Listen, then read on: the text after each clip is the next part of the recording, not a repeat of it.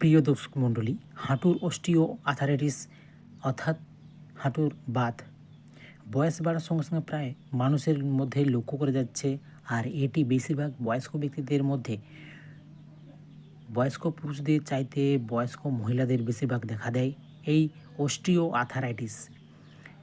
এই অস্টিও আথারাইটিস হলো বা হাঁটুর বাত হলে বিভিন্ন রকমের সমস্যা লক্ষণ করা যায়। ঠিক মতন হাঁটতে পারে না, ওঠা বসা করতে পারে না, প্রচণ্ড আকারে ব্যথা হয়। আর এই অস্টিও আথারাইটিস হলে হাঁটুর ভেতরে যে সাইনোভাল ফ্লুইড রয়েছে বা হাঁটুর যে গ্রিসের মতো পদার্থ, জলীয় পদার্থ রয়েছে, সেটা আস্তে আস্তে শুকিয়ে যায় এবং তার ফলে সেখানে ইনফ্লামেশন হয়, প্রদাহ হয়, যেটাকে আমরা সাইনোভাইটিস বলে থাকি। প্রিয় দর্শক মণ্ডলী, বয়স্কদের মধ্যে একটি যন্ত্রণাদায়ক রোগ, এক ধরনের বাত হয়ে থাকে, যেটা হচ্ছে অস্টিও আথারাইটিস। এই অস্টিও আথারাইটিস কখনো হাতে হয়ে থাকে, কখনো পায়ে হয়ে থাকে, কখনো হাঁটুতে হয়ে থাকে, কখনো কোমরে হয়ে থাকে। বেশিরভাগ যে অস্টিও আথারাইটিসটি হয়ে থাকে সেটি হচ্ছে হাঁটুতে। এই হাঁটুতে যে অস্টিও আথারাইটিস হয়ে থাকে তার বিভিন্ন রকমের কারণে হয়ে থাকে।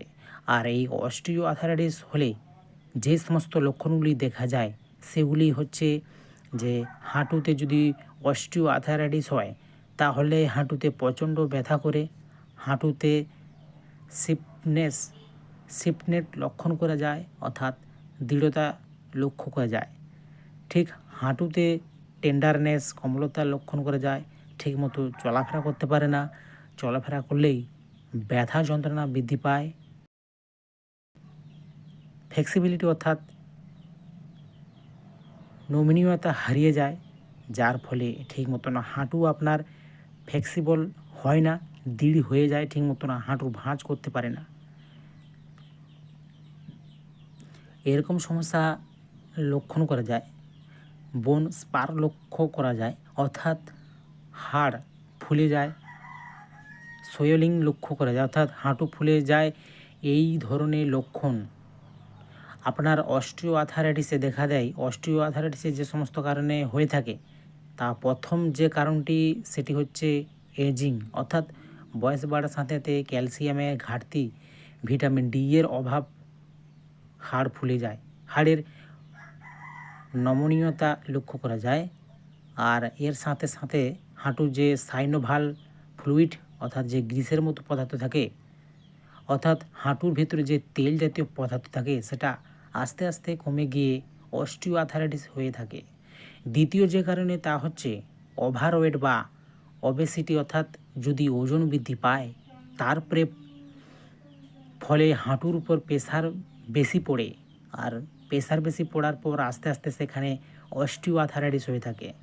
তৃতীয় যে কারণে তা হচ্ছে ইনজুরি বা আঘাত লাগা বা সার্জারি, যদি কোনো রকমভাবে হাঁটুতে সার্জারি হয়ে থাকে বা আঘাত লেগে থাকে তার ফলে আপনার অস্টিও আথারাইটিস হয়ে থাকে।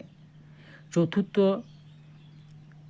যে কারণ তা হচ্ছে ফ্যামিলি হিস্ট্রি বা হেরিডিটিস, বংশগতভাবে যদি কারো অস্টিও আথারাইটিস হয় তা বংশ পরম্পরায় সন্তানদের মধ্যেও এই অস্টিও আথারাইটিস লক্ষ্য করা যায়।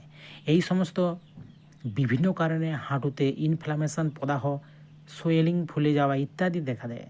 আর অস্টিও আথারাইটিস হয়ে থাকে, অস্টিও আথারাইটিস হলে হাঁটুর যে কার্টিলেজ, সেই কার্টিলেজটা নষ্ট হয়ে যায় আর সাইনোভাল ফ্লুইড কমে যায়, অর্থাৎ যে হাঁটুর ভেতরে গ্রিসের মতো পদার্থ, জলীয় পদার্থ, সেটা কমে যায়, যার ফলে কার্টিলেজ ক্ষতিগ্রস্ত হয় আর হাঁটুর মধ্যে যে গ্যাপ সেটা আস্তে আস্তে কমে যায় এবং হাড়ে হাড়ে ঘর্ষণ পায়। কার্টিলেজের ঘর্ষণ খেয়ে আপনার নষ্ট হয়ে যায় কার্টিলেজ, আর সেখানে ইনফ্লামেশন হয়, প্রদাহ হয়, সোয়েলিং হয়। আর এখানে যে সাইনোভিটা মেমব্রেন রয়েছে তার ইনফ্লামেশন হয়, যার ফলে এখানে সাইনোভাইটিস হয়। এই অস্টিও আথারাইটিস হলে সাইনোভাইটিসও হয়ে থাকে। প্রিয় দর্শক মণ্ডলী, এবার জেনে নেই এই অস্টিও আথারাইটিস বা সাইনোভাইটিসে একটি কার্যকরী হোমিওপ্যাথি কম্বিনেশন মেডিসিন সম্বন্ধে। এই হোমিওপ্যাথি কম্বিনেশন মেডিসিনটি তৈরি করতে 3টি হোমিওপ্যাথি মাদার টিনজার দরকার। প্রথমটি হচ্ছে ব্রায়োনিয়া মাদার টিনজার, এটি যদি অস্টি আথারাইটিসের মধ্যে যদি হাঁটুর বাতের ফলে নড়াচড়া করতে কষ্ট হয়, চলাফেরা করতেও কষ্ট বৃদ্ধি পায়, হাঁটুর মধ্যে দৃঢ়তা লক্ষ্য করা যায়, আড়ষ্টতা লক্ষ্য করা যায়, সেটি দূর করতে সাহায্য করে, ইনফ্লামেশন দূর করতে সাহায্য করে, আর সাইনোভাল ফ্লুইড বাড়াতে সাহায্য করে। দ্বিতীয় যে হোমিওপ্যাথি মাদার টিঞ্জার দরকার সেটি হচ্ছে রাস্টক মাদার টিঞ্জার। রাস্টক মাদার টিঞ্জার যদি চলাফেরা করলে রোগী আরাম বোধ করে, যদি হাঁটুতে ইনফ্লামেশন হয়, নড়াচড়া করলে যদি আরাম বোধ হয়, সেই ক্ষেত্রে তাছাড়া যদি ঠান্ডা আবহাওয়া বা ঠান্ডা লাগার কারণে হাঁটুর বাতের যন্ত্রণা বৃদ্ধি পায়, সেই ক্ষেত্রে রাস্টক ট্রেন্ডন মাদার টিঞ্জার খুবই কার্যকরী হোমিওপ্যাথি মেডিসিন। তৃতীয় যে হোমিওপ্যাথি মাদার টিঞ্জারটি দরকার সেটি হচ্ছে গুয়েকাম মাদার টিঞ্জার। গুয়েকাম মাদার টিঞ্জার যদি হাঁটুতে আড়ষ্টতা থাকে, হাঁটু ফুলে যায়, যদি হাঁটুতে কোমলতা লক্ষ্য করা যায়, আড়ষ্টতা লক্ষ্য করা যায়, সেটি অস্টিও আথারাইটিস হয়ে থাকে, সেক্ষেত্রে গুয়েকাম মাদার টিঞ্জার খুবই কার্যকরী হোমিওপ্যাথি মেডিসিন। এই তিনটি হোমিওপ্যাথি মাদার টিঞ্জার অর্থাৎ ব্রাইলোনিয়া মাদার টিঞ্জার, রাস্টক মাদার টিঞ্জার আর গুয়েকাম মাদার টিঞ্জার 10